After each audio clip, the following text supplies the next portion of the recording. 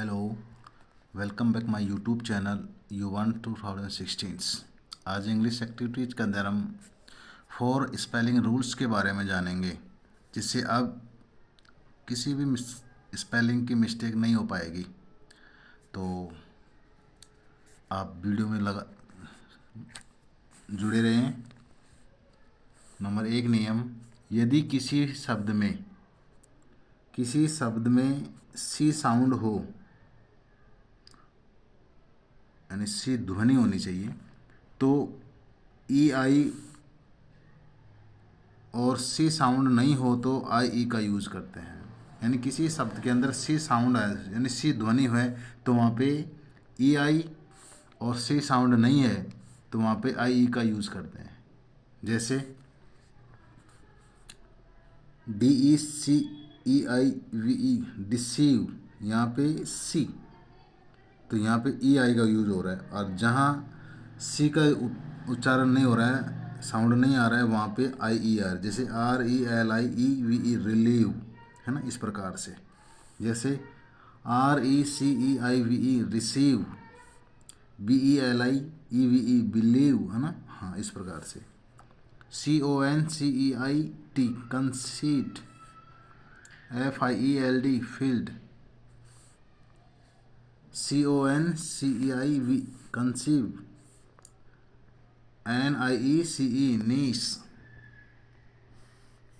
तो हमने सी उच्चारण का, यदि सी का उच्चारण हो रहा है ना, वहाँ पे ई आई का उपयोग करेंगे, और जहाँ सी का उच्चारण नहीं हो रहा है वहाँ आई ई का उपयोग करेंगे। नंबर 2, यदि किसी शब्द के अंत में वेल या विल जोड़ा जाए, W E double L, well, या W I double L, will जोड़ा जाए, तो उस वेल या विल का एक एल कम नहीं होगा। यानी कि हमें यदि वेल या विल जोड़ा जा रहा है तो हमें इसमें से एक एल को कम नहीं करना है।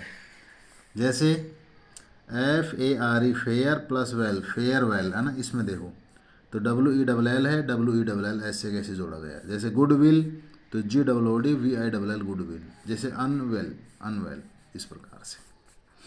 नंबर 3 नियम, यदि किसी वर्ब के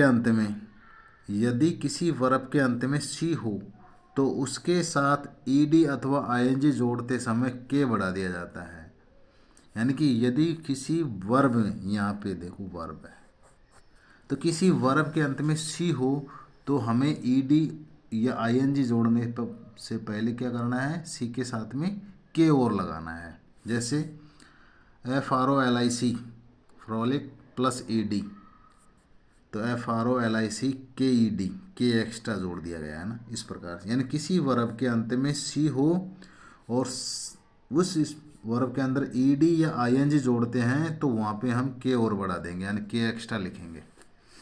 जैसे F R O L I C plus I N G, frolic, I N G है ना, तो फ्रॉलिकिंग।